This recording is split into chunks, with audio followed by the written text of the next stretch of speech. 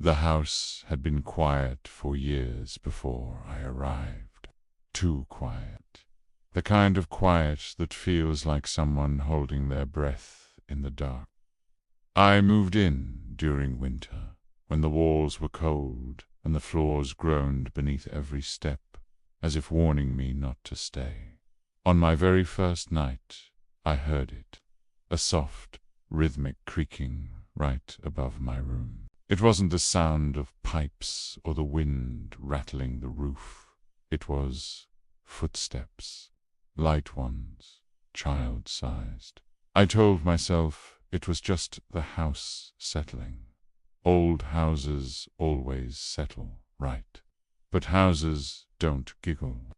And right at midnight, I heard a faint, breathy laugh drifting down from the attic door. The next morning, I found them. Small footprints in the dust on the stairs. Bare feet, facing downward. As if someone had been standing there, just watching me sleep. My heart hammered against my ribs, but I had to know. I decided to check the attic. The door resisted, groaning like a wounded animal, but finally swung open with a cold, heavy sigh. Inside was nothing but old trunks, faded curtains, and a single wooden rocking horse. Its paint was chipped, its glass eyes were cracked. And yet, as I stepped inside, it rocked, once, twice, slowly. I froze, my breath catching in my throat. I backed away, step by agonizing step. The horse stopped. That night, the footsteps returned. They circled above me, paced along the wooden beams, and then silence, a waiting silence. The kind that makes the hair on your arms stand up because you just know you're not alone. The next morning, I found something placed neatly outside my bedroom door.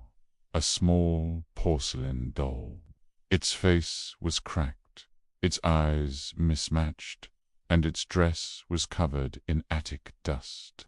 But the strangest part was that its mouth had been painted shut.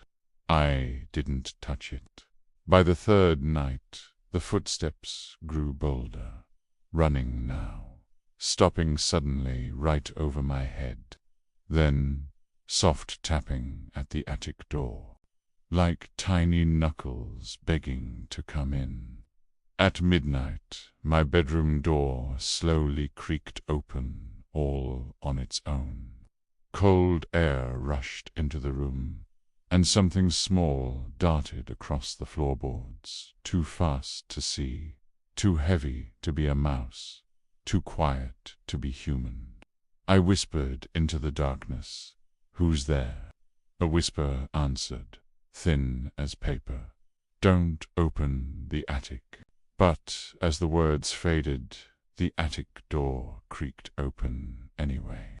With trembling legs, I climbed the stairs, each step colder than the last. The attic door stood wide this time, as if inviting me in. And there, in the center of the room, stood a child, a girl no older than 7. Her skin was pale like chalk, her dark hair hanging in wet strands. Her dress was torn at the hem. Her eyes were 2 dark, endless pits that stared right through me. She didn't speak. She only lifted a hand and pointed to the rocking horse.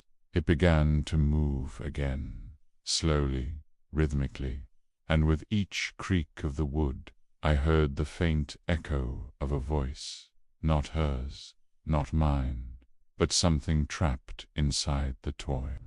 The attic seemed to pulse around me, the walls breathing in and out. The girl stepped backward, melting into the shadows as if she had never been there at all. But as she vanished, I finally heard her voice, soft, broken, and desperate. "Don't let them sew your mouth shut too." The rocking horse stopped, the attic froze, and from the darkness behind me, a second set of footsteps began to cross the floor. Heavier, slower, not childlike at all. Bran, I haven't opened the attic since, but every night I hear the child pacing above my room, dragging something heavy across the floor. And every morning there's a new cracked doll outside my door. Each one's mouth is painted shut, and each one is a little closer to my bed. Thanks for listening. If you enjoyed this story, be sure to subscribe for more tales from the shadows. Stay safe out there.